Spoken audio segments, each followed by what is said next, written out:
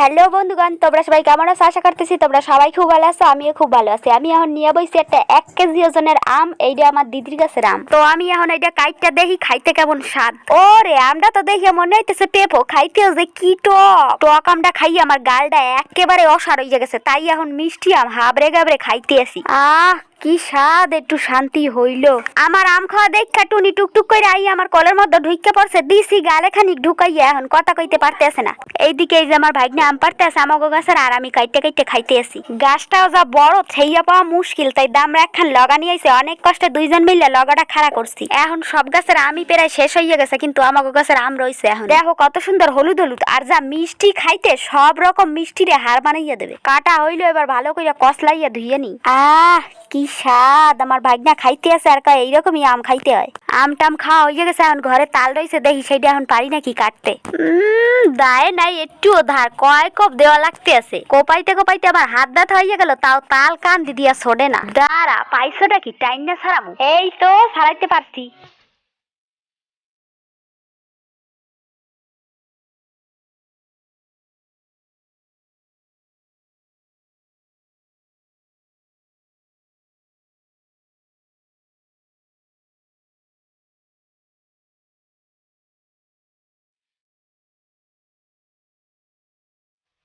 আমরা দা দিয়ে ছাড়াইতে পারলাম না, তাই জামাইবাবু বটি দিয়ে ছাড়াইয়া দেয়। এখন টুনি বাটি নিয়ে দাঁড়াই রয়েছে, ওর বাটিতে দেশে ওর মা ছাড়াইয়া দেয় যেন ও কি কান্না কানতে আছে। দেখো একা একা ছাড়াইয়া খাবে এই কয়। পারবি না একা একা ছাড়াতে। এই সাদা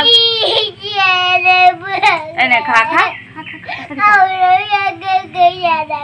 দিয়ে দাও বাটিতে, যা করে করুক গে। একা একা দু হাত দিয়ে চটকাবে। একটা বাটি আন্দাজ দিচ্ছি, যা বাটি নিয়ে না খা। ও মার খাবার জন্য ওরকম করতেছে। ও দেখো কষ্টে কানতে কানতে ওর দুই চোখের জল সব পেট বাইয়া পড়তে আছে।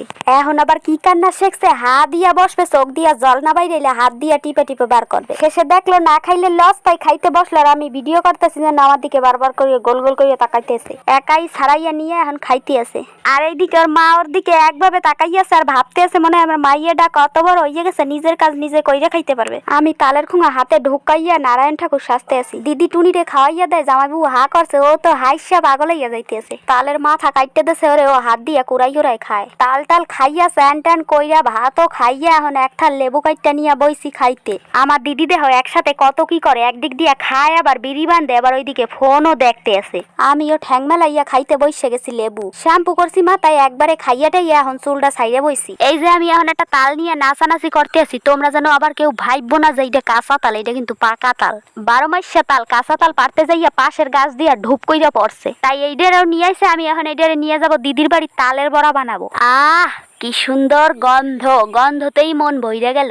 তো আমি এখন দিছি হাডা দিদির বাড়ির দিকে, তালডারে প্যাকেটে ভইরা নিয়া। অবেলায় স্নান করছি, চুলটা এখনো শুকাইয়া পারে নাই, তাই ছাড়াই থাক। তো আমি এখন যাই দিদির বাড়ি, তারপর আবার তোমাকে দেখাইতেছি। দিদির বাড়ির সামনের ভিউটা দাও, কি সুন্দর।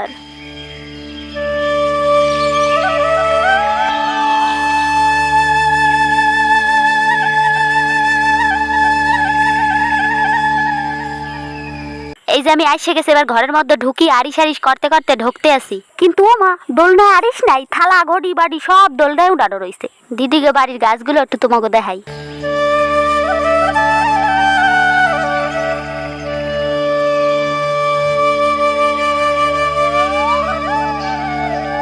হঠাৎ দেখি আরিসের আওয়াজ শোনা যায়। তাকাইয়া দেখি ওরা দুই ভাই আসতে আছে। ওই জায়গায় সবাই ঘুরি উড়াইতেছে, ওরা দেখতেছিল।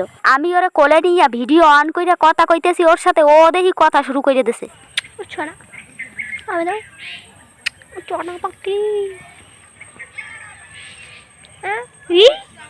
কি বোঝে দেখছো, ক্যামেরা দিয়ে অন করেছে সেই হইতে ক্যামেরায় কথা করছে।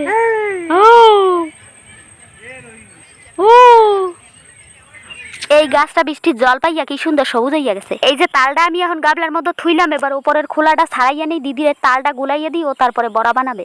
দেখো কি সুন্দর পাকছে তাল। এবার দিলাম জল ঢাইলা, ভালো কইরা কসলাইয়া কসলাইয়া ধুইয়া নিই আগে। তাল ছোলা আরম্ভ কইরা দিছি আমি। অসময় তালের বড়া খাইতে কি যে দারুণ লাগবে আনে। তো বন্ধুরা তোমরা ভিডিওটা দেখতে থাও, আর যদি ভিডিওটা ভালো লাগে তাহলে একটা লাইক কমেন্ট শেয়ার করে দিও, আর চ্যানেলটা একটু সাবস্ক্রাইব করে রাখো পরবর্তী ভিডিও দেখার জন্য।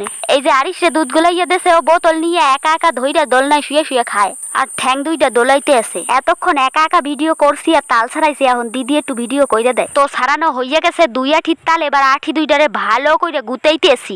গুতাইয়া নিয়ে এখন হালকা একটু জল দিয়া চটকাইতেছি। ভালো কইরা চটকাইয়া নিছি, তাও দিদি এখন থালে কাটতে আছে, আমি থাল আইটে গুইটে ধইরা রাখছি। কাহা হইয়া গেছে।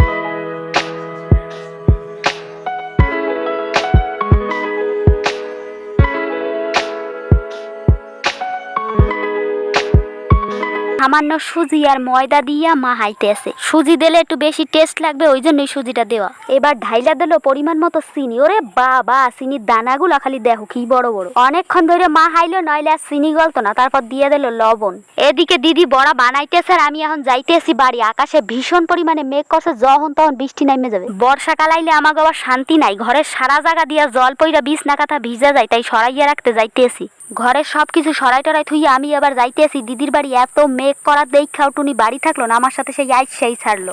আসতে পাইটা দেখো কি খুশি, খালি দাঁত গিজরাইতেছে আর কি যেন ফিসফিস কইরা কইতেছে, আমি সেটা নিজেই বুঝতে পারতেছি না। দেখ ওই যে কি মেঘ করছে, কালো হইয়া গেছে, জমাট হইয়া রইছে মেঘ কইরাই কোনায়। এই যে দিদি এই করা বড় বানাইছে, লাইট জ্বালাইয়া কারেন্ট চলে গেছে, জম্বের পরিমাণে ঝড় বৃষ্টি হইতে আছে। ভাগনা কইছে আমার জন্য বড় বড় কইরা 2টা বানাইয়া দাও, তাই ওর জন্য বানাইছে এই 2টা। টুনি দিদির ধারে আইসা গুড়গুড় গুড়গুড় করতে আছে। তো ভিডিওটা আজকের মতো এই পর্যন্তই। সবাই ভালো থাকো, সুস্থ থাকো।